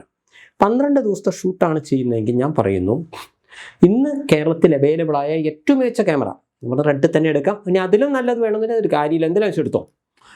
ക്യാമറ പ്ലസ് ക്യാമറമാൻ പ്ലസ് ഇവരെ സാധാരണ സിനിമയിലെ ഒരു സാധാരണ യൂണിറ്റൊക്കെ പോരെ ഇവർക്ക്. സാധാരണമായ യൂണിറ്റും ഒരു മേക്കപ്പ് മാനും അങ്ങനെയുള്ള ബേസിക് ആളുകൾക്ക് ഒരു 50,000 രൂപ വെച്ച് കൂട്ടുക. ഞാൻ വേണമെങ്കിൽ പ്രൊവൈഡ് ചെയ്യാമെന്ന് ഞാൻ പറഞ്ഞു. 12 × 50,000 6 ലക്ഷം വരുള്ളൂ. ശരി, എഡിറ്റിംഗ്, ഗ്രാഫിക്സ്, ഡബിങ്, ഇതെല്ലാം കൂടെ സാധനം ഇതിൽ ഇപ്പോൾ ഇവരെ പ്രത്യേകിച്ച് ഇവർ അത്ര ലെങ്ത് പടമൊന്നുമല്ലല്ലോ, ഇവർ ബാഹുലി എന്നല്ലല്ലോ എടുക്കുന്നത്. അപ്പോൾ മാക്സിമം 1 ലക്ഷം രൂപ ഉണ്ടെങ്കിൽ നടക്കും ഡബിങ്. പിന്നെ എഡിറ്റിംഗ് ഒരു ലക്ഷം ഉണ്ടെങ്കിൽ നമുക്ക് ഡബിങ് ചെയ്യാം. അത് ഏത് ഒരു സാധാരണമായ സ്ഥലങ്ങളിൽ നിന്ന് ചെയ്യാം. പോട്ടെ, ഇതിന് എല്ലാം കൂടെ ഒരു 5 ലക്ഷം കൂട്ട്. DI ബാക്കിയുള്ള സാധനങ്ങളെല്ലാം 11 ലക്ഷം, 6 + 5. ഇനി ഇവരെല്ലാം പുതിയ ആളുകളെ വെച്ചല്ലേ സാർ ചെയ്യുന്നത്. അപ്പോൾ അവിടെ വലിയ പൈസ വരുന്നില്ല. നിങ്ങൾ സൂപ്പർ സ്റ്റാറിനെ വെച്ചില്ലല്ലോ ചെയ്യുന്നത്. അദ്ദേഹം പറഞ്ഞത് തന്നെയാണ് പോയിന്റ്. നിങ്ങൾ സൂപ്പർ സ്റ്റാറിനെ വെച്ചല്ല ചെയ്യുന്നത്. അല്ലെങ്കിൽ പറയട്ടെ, ആ സൂപ്പർ സ്റ്റാറിന് 8 കോടിയാവും എന്ന് പറയാൻ ആ സൂപ്പർ സ്റ്റാർ അവിടെ ഇല്ല. നിങ്ങൾ കുറച്ച് പുതിയ ആളുകളെ വെക്കുന്നത്. സാർ, ഞാൻ ചോദിക്കുന്നു, നിങ്ങളെ ഈ സിനിമയിൽ ഒരു മാക്സിമം ഒരു 10-12 ആൾ ഒരു ദിവസം എവറേജ് അഭിനയിക്കാണ്ടെന്ന് സങ്കല്പിച്ചോ. 20 ആളെ തന്നെ കൂട്ടുക. 1000 രൂപ വെച്ച് ഒരു ദിവസം കൊടുക്കുന്നു. ഇപ്പോഴത്തെ ജൂനിയർ ആർട്ടിസ്റ്റുകൾക്ക് 700 രൂപയ്ക്ക് കൊടുക്കുന്നത്. അല്ല, 1000-നൊക്കെ വന്ന് അഭിനയിക്കാൻ ആണും പെണ്ണും ഒക്കെ റെഡിയുമാണ്. അല്ലെങ്കിൽ നമ്മൾ പ്രൊവൈഡ് ചെയ്ത് കൊടുക്കാം. ഈ 20 പേർക്ക് 1000 രൂപ വെച്ചിട്ട് ഒരു ദിവസം 20,000 × 12 240 2.5 ലക്ഷം കൂട്ടിക്കോ, ഇത്രയല്ലേ വരുള്ളൂ. ഈ 20 പേർക്കുള്ള ഭക്ഷണം അല്ല, അത് വെറുതെ കൂട്ടിയാണ്. അപ്പോൾ 11-13 ഈ 20 പേർക്കുള്ള ഭക്ഷണം നിങ്ങളൊരു 250 രൂപ വെച്ച് കൂട്ട് ഒരാൾക്ക്. ഞാൻ പറഞ്ഞു മനസ്സിലായില്ലേ അല്ലേ? ഒരു 1 ലക്ഷത്തിനുള്ളിൽ അത് വന്നു. പിന്നെന്താണ്, ഇനിയിപ്പോൾ ഡ്രസ്സ് സാധാരണ ഇതിൽ അവനവൻ്റെ കോസ്റ്റ്യൂമൊക്കെ ഇട്ട് അഭിനയിക്കാൻ പറയാം. പിന്നെ അതല്ല, ഞങ്ങൾക്ക് വേറെ വേണമെന്ന് പറഞ്ഞാൽ ഈ ഇത്രയും ആളുകൾക്കുള്ള ഡ്രസ്സല്ലേ, അതിന് 1 ലക്ഷം കൂട്ട്. നമ്മളെ റൂം സാധാരണ ഇത് 2 പേർക്ക് റൂം കൊടുത്താൽ മതി. ഇനി വേണ്ട, ഞങ്ങൾ വരുന്ന താരങ്ങൾക്കൊക്കെ സെപ്പറേറ്റ് റൂം വേണം. ശരി, സമ്മതിച്ചു. 800 രൂപയുടെ റൂം കിട്ടാണ്ട് ഇനി എൻ്റെ 1000 കൂട്ട്. ഞാൻ വരുന്നത് അമ്മാരി നടി, ഇന്റർനാഷണൽ നടിമാരൊന്നുമല്ലല്ലോ വരുന്നേ. അപ്പോൾ 1000 രൂപ വെച്ച് കൂട്ടിയാൽ തന്നെ ഇവിടെ 40 ആലോചിച്ച് നോക്കും. 20,000 രൂപയല്ലേ പെർ ഡേ വരുള്ളൂ. 20 × 12 അപ്പോൾ ഒരു 2.5 ലക്ഷം അതിന് വന്നു. ഇനി കുറച്ച് നമുക്ക് ആർട്ടിൻ്റെ കുറച്ച് സാധനം വാങ്ങണം, 50,000 വിചാരിച്ചു. എങ്ങനെ കൂട്ടിയാലും അവസാനിച്ചത് ഞാൻ പറയുന്നത് 20 പോലും എത്തുന്നില്ല. എന്നിട്ട് ഞാൻ പറഞ്ഞ എക്സ്ട്രാ 5 ലക്ഷം, എക്സ്ട്രാ 5 ലക്ഷം എന്നാണ് ഞാൻ പറഞ്ഞത്. പിന്നെ വണ്ടീൻ്റെ പൈസ, ട്രാൻസ്പോർട്ടേഷൻ ഒരു ദിവസം ഞാൻ 10,000 കൂട്ട്. 12 ദിവസത്തിന് 1.25 ലക്ഷം രൂപ. ഇതൊന്ന് വെറുതെ ഞാൻ അതിൽ കൂട്ടി കറക്റ്റ് പറഞ്ഞു കൊടുക്കുന്നുണ്ട്. 10,000 എന്ന് പറയുമ്പോൾ മിനിമം സാർ ഒരു ഇനോവ വണ്ടിയാണെങ്കിൽ 3 വണ്ടി പിടിക്കാം, അല്ലെങ്കിൽ 2 ഇനോവ വണ്ടി 2 സാധാ വണ്ടി പിടിച്ചു കഴിഞ്ഞാലായി. 12 ദിവസത്തെ വർക്കാണെങ്കിൽ 25 ലക്ഷം അല്ലേ വരുള്ളൂ. പരിപാടി കാണുന്ന ആർക്കെങ്കിലും തിരിച്ച് അഭിപ്രായം 5 ലക്ഷത്തിൽ കൂടുതൽ നമ്മൾ എക്സ്ട്രയിലിട്ടു. 5 ലക്ഷത്തിൽ കൂടുതൽ. ഏത് ഇവരാദ്യം ഒരു സ്ക്രിപ്റ്റ് സമർപ്പിക്കുന്നു, അത് 2-3 തവണ നമ്മൾ നോക്കുന്നു, അതിലേതാണ് ബെറ്റർ എന്ന് നോക്കുന്നു. അപ്പം നമ്മൾ അവിടെയൊക്കെ കുറേ പ്രൊസീജിയർ നടക്കുന്നുണ്ടല്ലോ. അപ്പം നമുക്കറിയാലോ മോളെ ഇതൊന്നും നമുക്ക് പ്രാക്ടിക്കൽ ആവില്ല. അപ്പോൾ ജയിലിൽ നിന്ന് ചാടിയപ്പോൾ ഞാൻ എഴുതി ഗോവിന്ദസ്വാമി വല്ല ഒളിമ്പിക്സ് കൊണ്ടുപോയി ചങ്ങായിക്ക് എന്തെങ്കിലും 18 മീറ്റർ ഉള്ളതിൽ അയാൾ ഒറ്റയ്ക്ക് എടുത്ത് ചാടി. എന്നാൽ പിന്നെ ഈ മനുഷ്യനെ ഒളിമ്പിക്സ് നമ്മൾ അതേപോലെ തന്നെയാണ് ഈ ആത്മഹത്യയുടെ വക്ക് നിൽക്കുന്ന സ്ത്രീകൾക്ക് പശുക്കുട്ടി, ആട്ടുംകുട്ടി, കോഴിക്കുട്ടി, തയ്യൽ മിഷൻ. എൻ്റെ സെക്കൻഡ് ഹാൻഡ് ഓട്ടോറിക്ഷ പുതിയതല്ല കേട്ടോ, സെക്കൻഡ് ഹാൻഡ് അറിയണമെങ്കിൽ നിങ്ങൾക്ക് 5 ലക്ഷം രൂപ സംവിധായകന് കൊടുക്കും. അപ്പോൾ 5 റെഫറൻസ് കൊടുത്ത 25 ലക്ഷം രൂപ. നിർമ്മാതാവ് ആ മനുഷ്യൻ ഇത് അറിയുന്നേ ഉണ്ടാവില്ല. ഈ 5 റെഫറൻസ് തന്നെ ചിലപ്പോൾ ആ മനുഷ്യൻ പ്രിവ്യൂവിൽ കണ്ടിട്ടുണ്ടാവില്ല. നേരെ സിനിമ ഈശ്വര എൻ്റെ പടം എങ്ങനെയൊക്കെ ആയെന്ന് തോന്നുന്നു. അതായത് സിനിമയെ എങ്ങനെ വേണമെങ്കിൽ മിസ്യൂസ് ചെയ്യാം, മനസ്സിലാക്കണം. പറയുന്നതിനിടയിൽ അസിസ്റ്റൻറ്റ് ഡയറക്ടർ വന്നു, സാർ ആ സീന് അത്രയുണ്ട്, ഡയറക്ടർക്ക് ഹാപ്പി ആയില്ല. അപ്പോൾ ജയൻ ചോദിച്ചു ഞാൻ ഭക്ഷണം കഴിച്ചു വന്നാൽ മതി. അല്ല സാർ അത് കഴിഞ്ഞിട്ട് ഭക്ഷണം കഴിക്കാമെന്ന് പറഞ്ഞ് ജയൻ അവിടുന്ന് കൊണ്ടുപോവുകയായിരുന്നു. Chapter 4. A chapter with endless stories.